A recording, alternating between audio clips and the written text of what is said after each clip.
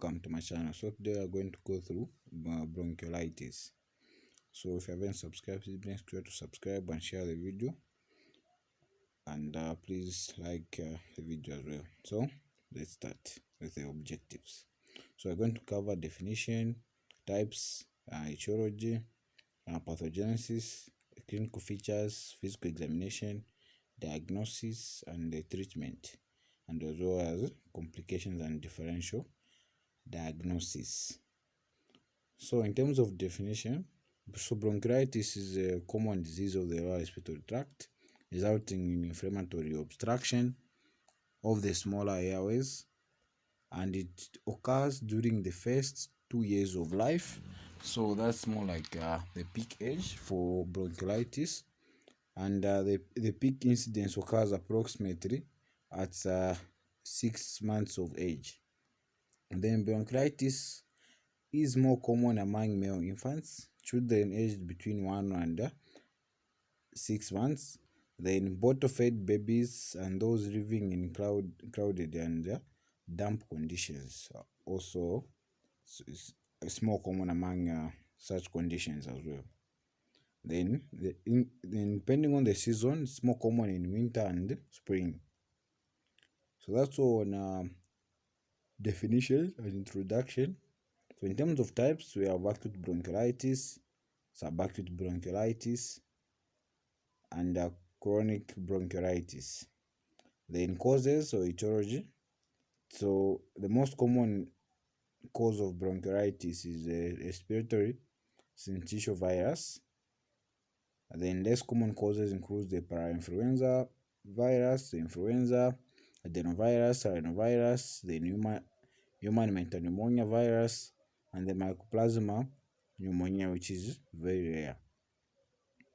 Then in terms of the pathogenesis, so it is characterized by bronchiolar obstruction due to edema and accumulation of the mucus and the cellular debris, and by the viral invasion of smaller radicals of the bronchial tree, which produces bronchiolitis obliterans. Then as the radius of the airway is smaller during expiration, the resulting bore valve respiratory obstruction leads to early air trapping and overinflation. Then the bronchial spasms occurs thereafter, and the bronchial lumen is further reduced. So this causes a marked increase in the airway resistance and reduction of the airflow. Then resistance to the airflow is increased both during inspiration and expiration.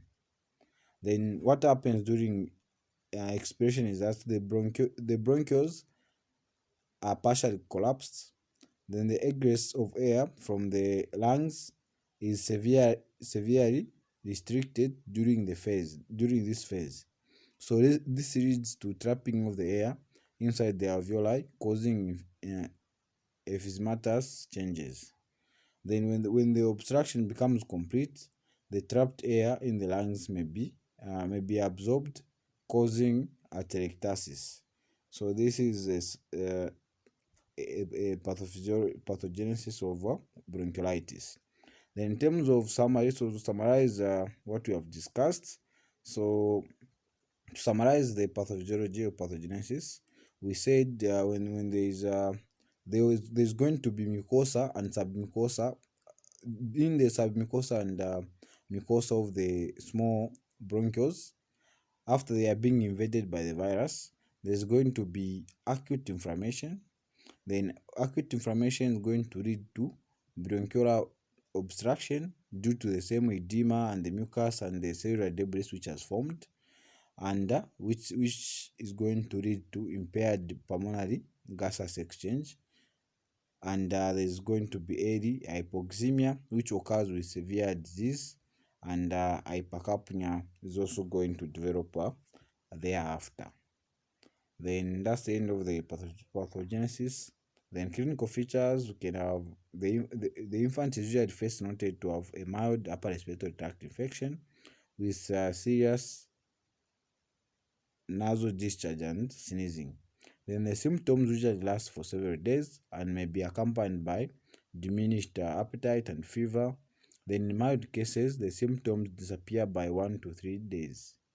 Then in more severely affected infants, symptoms may develop within several hours of and and course is protracted, and there will be gradual development of the respiratory distress characterized by paroxysmal wheezing, a back cough, dyspnea, and irritability. So those are some of the clinical features. Then physical examination, or the signs we're going to find. So in examination, the child is going to be tachypnic, nasal flaring, and the use of accessory muscles, and the use of accessory muscles resulting in intercostal and subcostal recessions. So remember, when physical examination, it has to depend on the if it's acute, or if it's acute, is it mild, or is it severe? And there was going to be shallow breath because of the persistent distension of the lungs by the trapped air. Then there will be depression of the liver and spleen by the overinflated lungs, which may result in palpable organs below the costal margin. Then on auscultation, a widespread crackles may be heard. Then at the end of the inspiration and in early expiration. Then when the expiration phase of the breathing is prolonged, the wheeze are usually audible. Then in the most critical phase of the illness occurs during the first 48 to 72 hours after onset of cough and dyspnea. Then infants appear desperately ill. Apneic spells occurs in small group and respiratory acidosis is likely to occur. Then periodic breathing may also occur. Then careful observation and prompt stimulation will often prevent severe hypoxic episodes.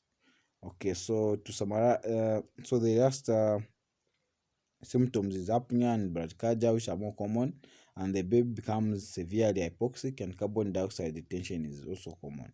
Then finally, to summarize the physical examination, we said it was a specific on chest examination. So on inspection, there's going to be hyperinflated chest and with prolonged expiration.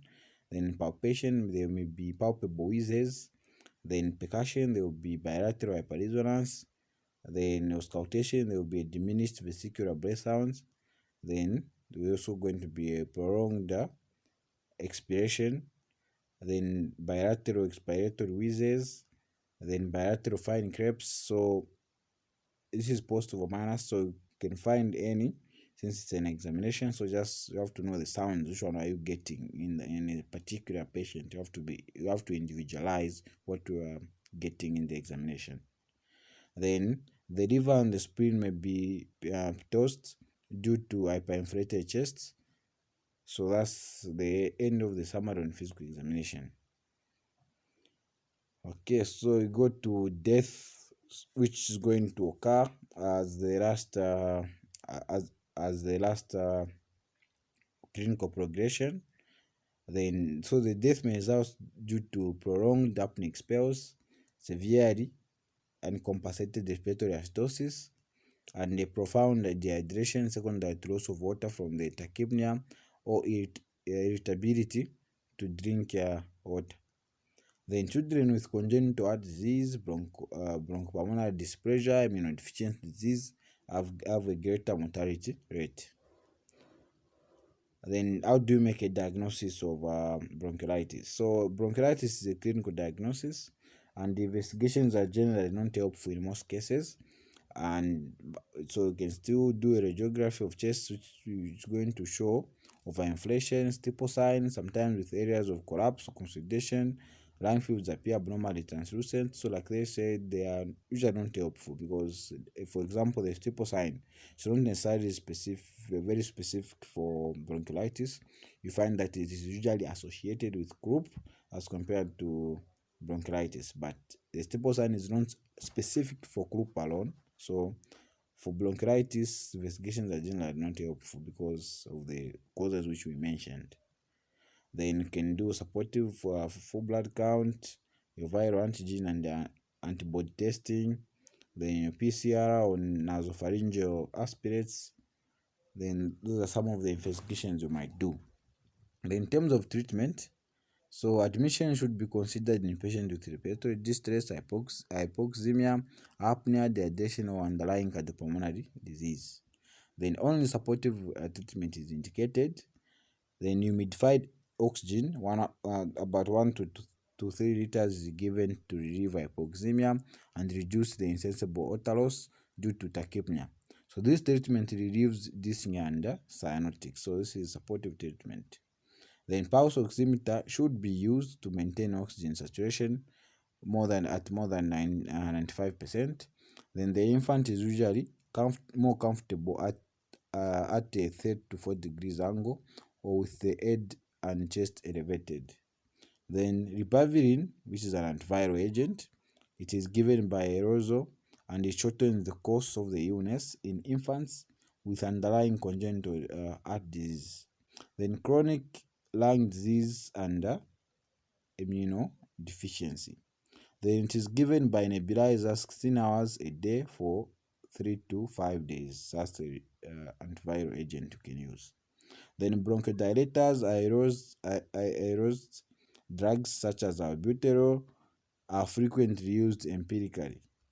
Then some patients may progress rapidly to respiratory failure.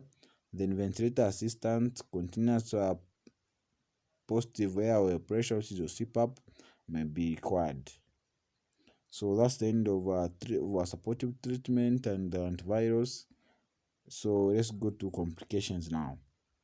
So this may lead to a bacteremia, respiratory failure, pericarditis, cellulitis, empyema, meningitis, and a suppurative arthritis. So those are some of the complications. Then differential diagnosis. So this is the final page. So slide to be specific. So differentials, you can a bronchoasthma, a congestive cardiac failure, a foreign body in trachea, a cystic fibrosis. So you just have to read about the differentials, especially if you haven't gone through these differentials.